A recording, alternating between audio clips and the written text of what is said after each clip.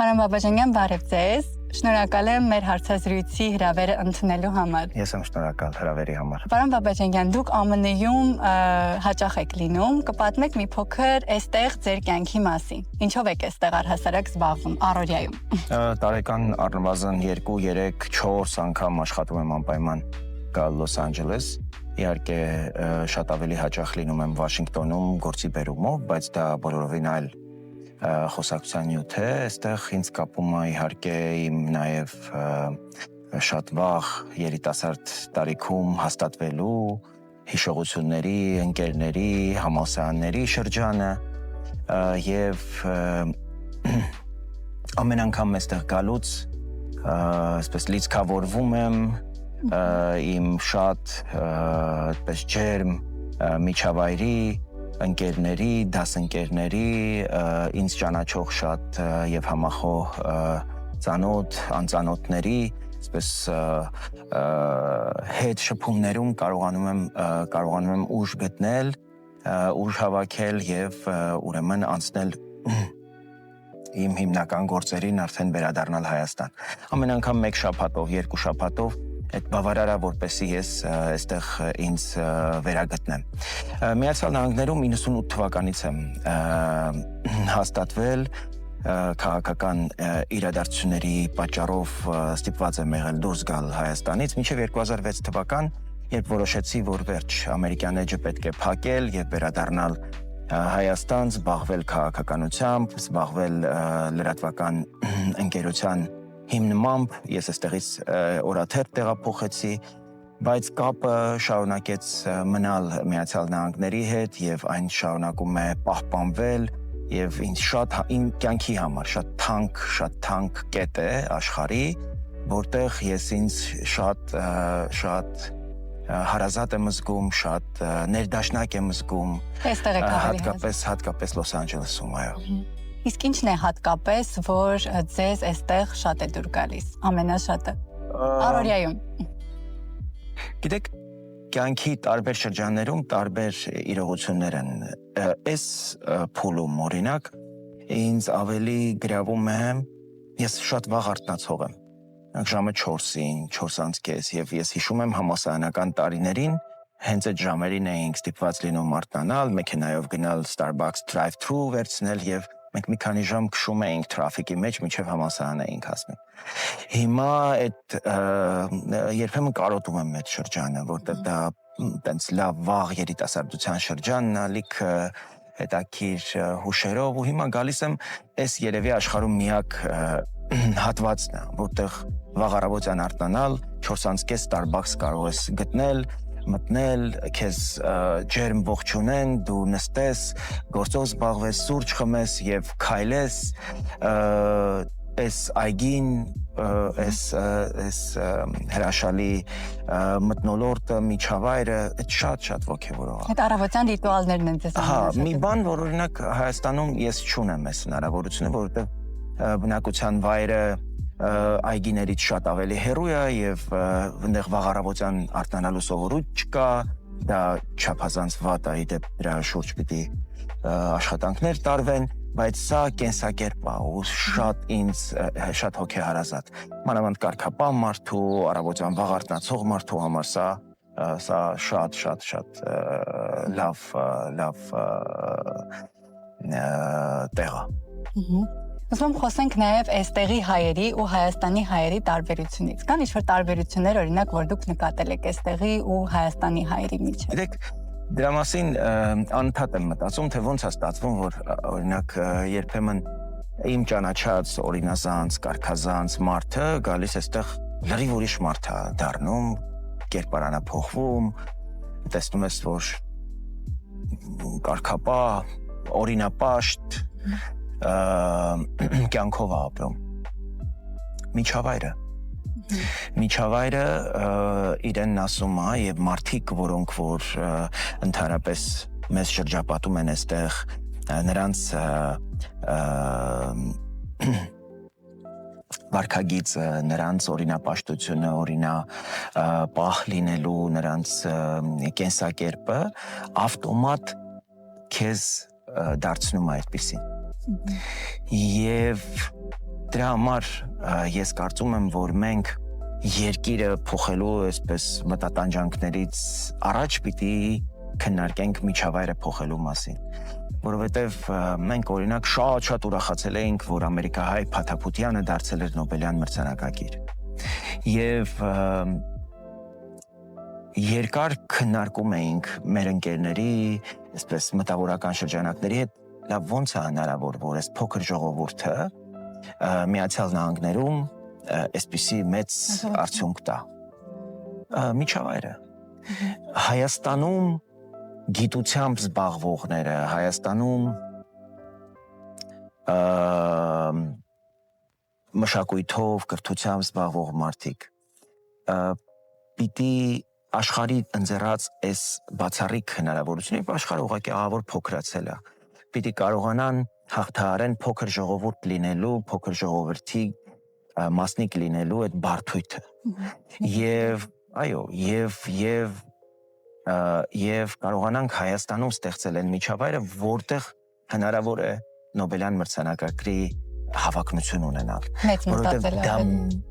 մեծ ամբիցիաների եւ մեծ երազանքների մասին է,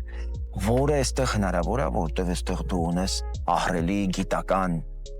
ուրեմն այսպես մեծ հանրություն, որոնք ահռելի մրցակցային պայմաններ են ստեղծում քեզ համար։ Դու չես կարող առավոտյան արթնանաս եւ ասես ես այսպեսի բան ունեմ, հա, քննարկում, այսպեսի ամբիցիա ունեմ եւ այսպեսի մտածում ունեմ։ Դեպաբար այդ մրցակցայինությունը, այդ ազատությունը, այդ իրավունքները քեզ տալիս է մեծ մտածում ունենալու, մեծ երազանքներ ունենալու հնարավորություն։ Եվ ես կարծում եմ, որ մեզ պակասող ամենամեծ բացը հենց դա է, եւ այդ միջավայրի վրա պիտի աշխատենք, միջավայր ստեղծելու, մեծ երազանքներ ունենալու, մեծ պատկերացումներ, ըմբռնում աշխարհի մասին ունենալու, եւ ես խորապես հավատացած եմ, որ մենք բացառիկ մեր տաղանդը կարող ենք այդտեղ շատ նշանակալից պտուղներ տալ։ Իսկ ինչ է կարծում օրինակ այն հայերը, ովքեր որ միջին կյանքով են, հա, սովորական ապրում Հայաստանում, ինչն է իրենց դրդում, որ իրենք կան այստեղ ապրեն։ Ու այդ բոլոր դժվարությունների միջով անցնեն։ Գիտեք, միջին ավելի աղքատ կամ հարուստ որևէ տարբերություն չի անում։ Ես կարծում եմ, հացի խնդիր չունեցող։ Ամենևին, չէ, հացի խնդիր չունեցողները թերևս ավելի հացի խնդիր ունեցողները ավելի գիտակից են երբեմն եւ ավելի պատասխանատու սեփական երկրի նկատմամբ, քան մենք մեզ թվում է եւ իրականում աշխարհայացքի խնդիրն է։ Մարդիկ կյանքից երբեմն չեն կարողանում ստանալ այն, ինչ իրենք ուզում են եւ իրենց թվում է, որ մեղավորը կյանքն է եւ ոչ թե իրենք։ Մինչդեռ եթե ի վիճակի լինեն իրենց ներսում համապատասխան կոդեր հաստատել եւ ի վերջո բարձ հարց տալ, իսկ ինչ է պետք մարդուն երջանիկ լինելու համար կյանքում։ Դրա համար հաստատ պետք չի, որ դու Ամերիկայում լինես, հաստատ պետք չի, այսինքն դու պիտի ի վիճակի լինես ստեղծել ցանկացած տեղում քեզ համար երջանիկ լինելու միջավայր, բանաձև, ընտանիքի, հա, այդ երջանկության հիմնական ատրիբուտների, ուրեմն ուղեկցությունը պիտի ստանաս։ Մարդիկ իրանցից դուրս անընդհատ ինչ-որ փնտրտուքի մեջ են ու ես հաստատապես կարող եմ պնդել, որ նրանք, ովքեր Հայաստանում չեն գտել այդ ուրախությունը, այդ երջանկությունը, իրենք այստեղ էլ ի վիճակի չեն լինելու գտնել, որտեղ իրենք իրենցից դուրս են փնտրում, մինչդեռ այդ ամենը իրենց ներսում է եւ կարեւոր չի օրինակ դու այստեղ ես, թե Հայաստանում ես երջանիկ լինելու համար։ Որովհետև օրինակ ես շատ ընկերներ գիտեմ, որոնք մի քանի ամիս գալիս են այստեղ են ապրում, մի քանի ամիս Եվրոպայում են ապրում, Հայաստանում են ապրում եւ իրենցից շատերը ասում են, որ իրենք Հայաստանում են ապրում։ Իրենք էլ չգիտեն որտեղ են ապրում, բայց գործի բերումով իրենց գործը թույլ է տալիս ցանկացած տեղ ապրել, աշխատել եւ մարդիկ երջանիկ են։ Այստեղ իրապես ես չեմ ուզում շեշտը դնել, թե մարդը որտեղ է ապրում ֆիզիկապես։ ինձ համար շատ կարևոր է, թե մարդը իր ինքնությամբ իրան որտեղ է զգում ավելի լավ։ Իսկ դուք որտեղ եք ավելի լավ զգում։ Իհարկե Հայաստանում։ Հայաստան։ Իհարկե Հայաստանի դժվարություններով, խնդիրներով, երբեմն դժոխային, այսպես ճանապարհով անցնելով հանդերձ դրանից լավը մեզ ոչ ոք չի տալու եւ դա աշխարհի ամենալավը դարձնելու պատասխանատվությունն ու պարտականությունն էլ մերն է։ Հայաստանը լավն է, որովհետեւ մենք ենք երևի ավելին արել, Հայաստանը լավը չի, որովհետեւ մենք երևի լավ չենք ջանացել եւ ջանք չենք գործադրել։ Եվ ուրիշ որևէ մեկը իր լավը մեզ չի տալու։ Դրա համար նաեւ կարծում եմ, որ աշխարհում ցանկացած հայի համար պիտի սա դառնա նշանաբան, որովհետեւ այդ մի հայրենիքն է, որ մեզ հայ լինելու մոտիվացիա է տալիս, հայ լինելու ուժ է տալիս, իմաստ է տալիս եւ ես կարծում եմ, որ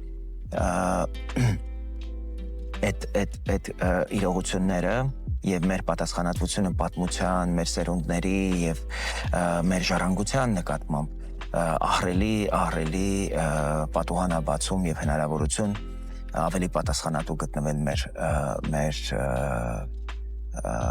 քայլերի առաջ, մեր վարքագծի առաջ։ Օրինակ հայերը Հայաստանից գալիս են այստեղ ու կատարում են ինչ-որ աշխատանքներ, որոնք որ չէին անի հենց իրենց երկրում։ Ինչ եք կարծում, ինչն է պատճառը ու ինչու է այդ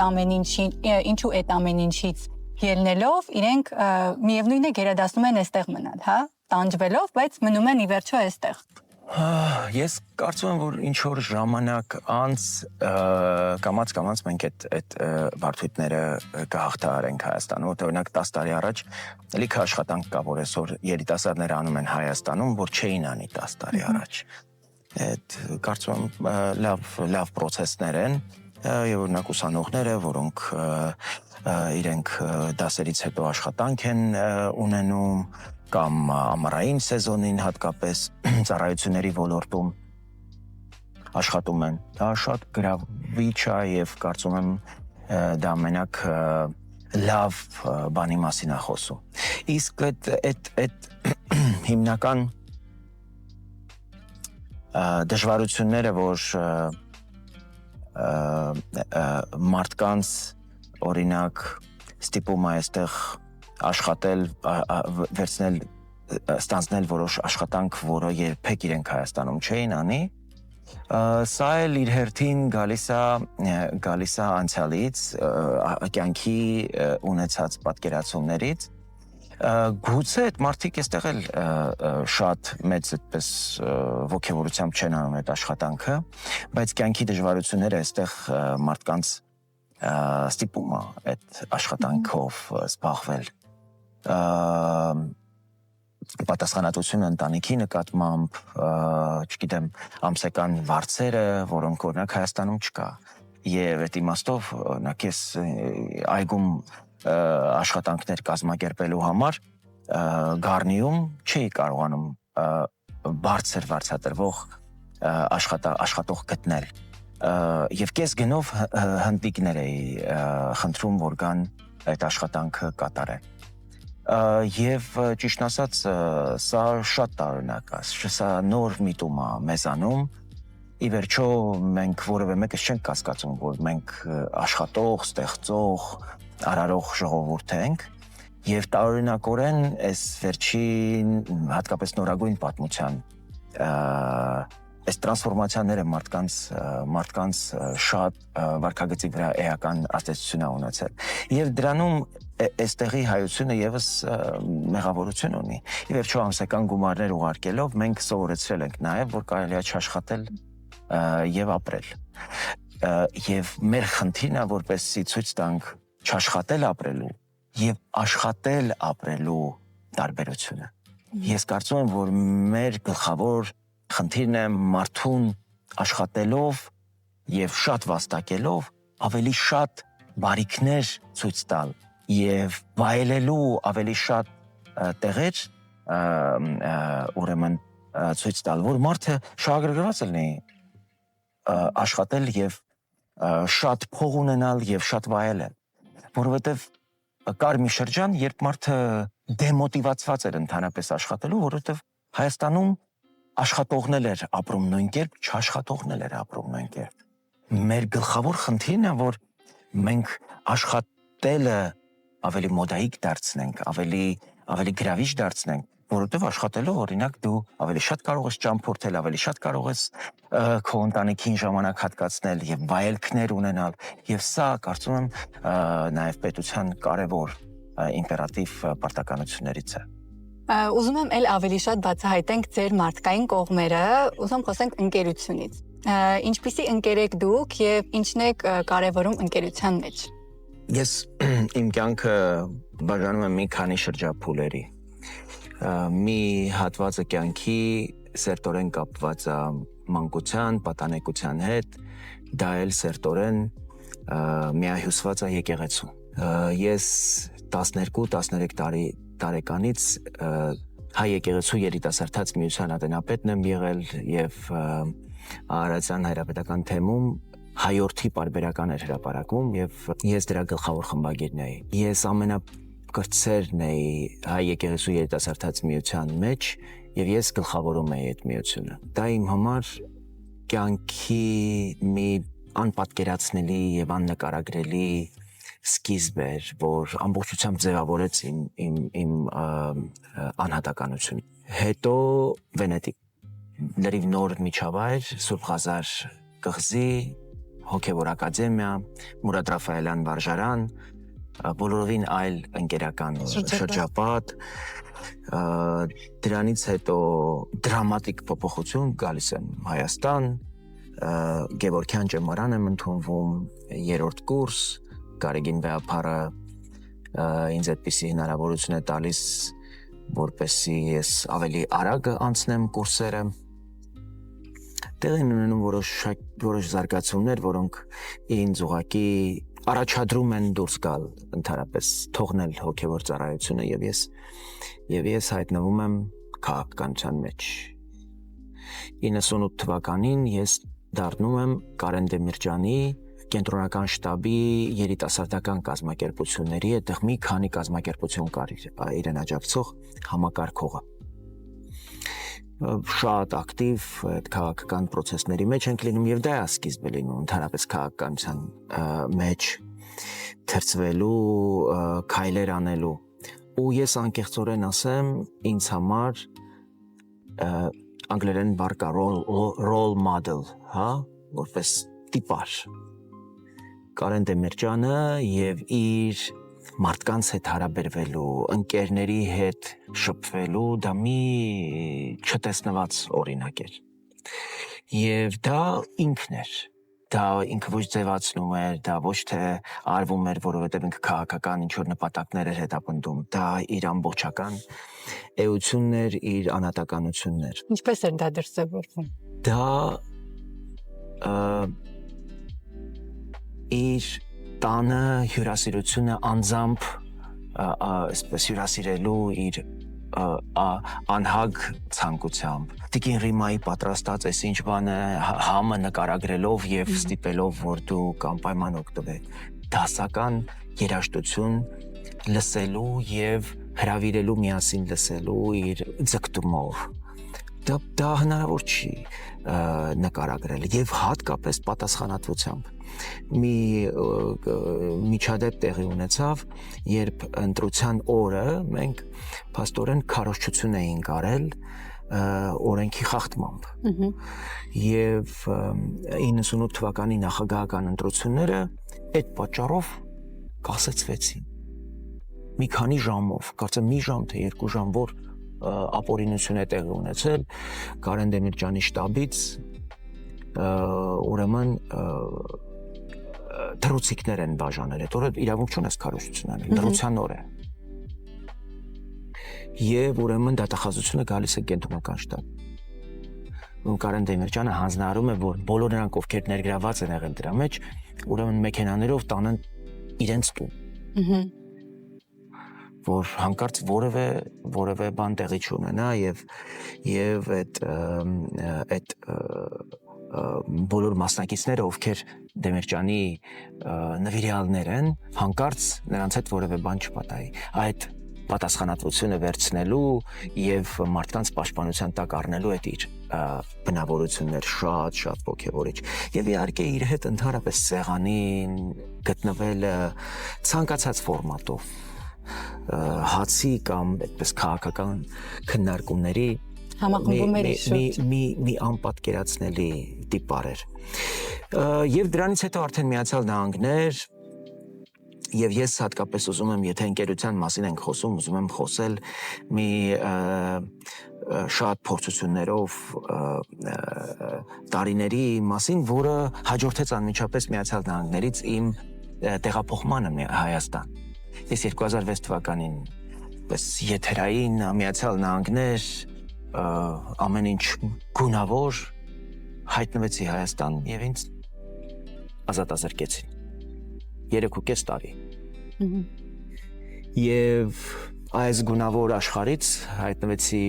Կարսերում, Նուբարաշեն քրեակատարողական հիմնարկի, ու ես երբ պարկած առաստաղին էի նայում, մի պահ հայտնաբերեցի, որ այդ գույնը չի երևում առաստաղի, որովհետև այնքան ճանճ կար։ Փակել էին այդ առաստաղը։ Եվ այդ իմ մաքրասեր, այդ կոկիկ, այդ միջավայրից տեսեք ուր եմ հասել։ Եվ ճիշտ ասած, այդտեղ ես ձեռք եմ բերել փայլուն ընկերներ։ Իսկապես։ Ու ես իրապես շնորհակալ եմ բոլոր նրանց, ովքեր այդ որոշումը կայացրին, որ ես պիտի ազատազրկվեմ։ Այո, ես շատ ծանր հիվանդությամբ եմ դուրս եկել, գլխուղեղի ուռուցքով եմ դուրս եկել, բայց հետևում թողել եմ ընկերների մի խումբ, որոնց հետ ընկերանալու ուրիշ տարբերակ ես չէի ունենա, եթե ես անազատության մեջ չլինեի։ Ու այդ ընկերները հիմա էլ ինձ հետ սերտ կապերի մեջ են, պատրաստական մշտապես կողքից լինելու, իրենք այլ աշխարհի ներկայացուցիչներ են, բայց այդ փորձը, այդ անցած ճանապարհը նրանց հետ ինձ ամբողջությամբ ուրիշ մարդ է դարձրել։ Եվ ես քաղաքական այդ օրվա իշխանությանը ուղղակի շնորհակալ եմ այդ պատեհության համար, այդ հնարավորության համար, որովհետև ես շատ քիչ կարող եմ մարդ գտնել, որ ընկերությունը եւ ընկերական միջավայրը շրջապատը այդպիսի ազդեցություն ունենա մարդու ձևավորման վրա։ Իսկ ես հասուն տարիքում 30 տարեկանում եմ ազատազրկվել, բայց դա իմ կյանքն է բաժանել անցյալի եւ ապագայի եւ դա ահռելի ազդեցություն եւ նշանակություն է ունեցել։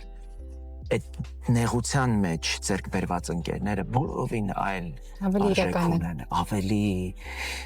մեծ նշանակություն ունեն կյանքի համար։ Մարդիկ, ովքեր ոչինչ չեն ափսոսել, որպեսզի դու քո կոմֆորտը նույնիսկ այդ անազատության մեջ չկորցնես եւ կարողանաս ստեղծագործելու, գրելու,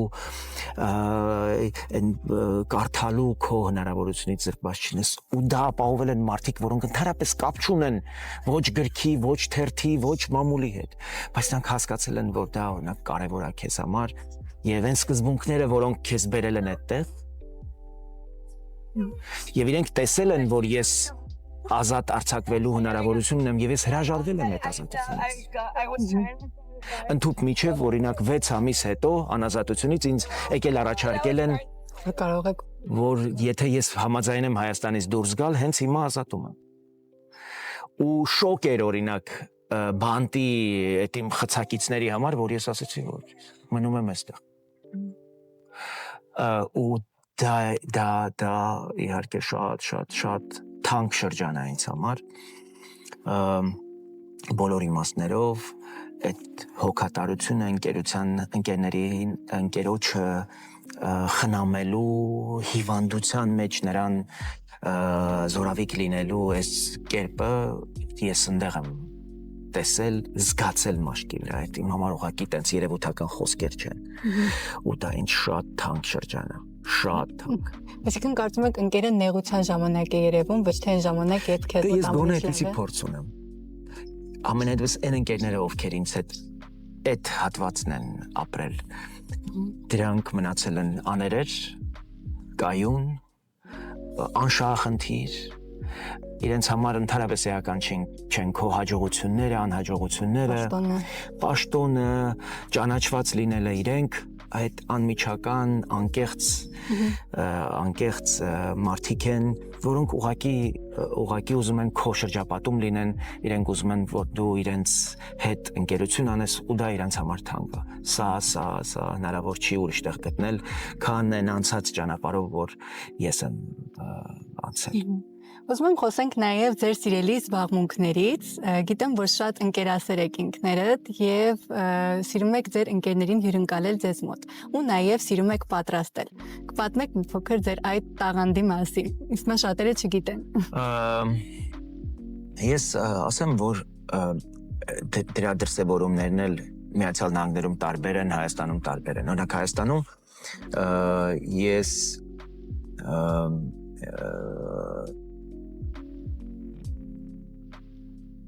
ժամանակ գտնելուն պես միանգամից ընկերներով հավաքվում ենք տանը, հարմարություններ կան, իրար հետ ժամանակ անցկացնելու, ուրախանալու, խմելու, ինչ-որ բան պատրաստելու, խորոված եւ այլն։ Եվ իհարկե ես շատ սիրում եմ նաեւ ինչ-որ հատուկ ուտեստներ պատրաստել, որոնք ամեն անգամ սիրում եմ, որ ընկերներս գնահատում են, վայելում են, այդ իմ նաև ինչ-որ բան տալու, ինչ-որ բան անելու ընկերներիս համար հետաքրքիր ինչ-որ նոր առաջարկով հանդես գալու ուրեմն ձևերից մեկն է։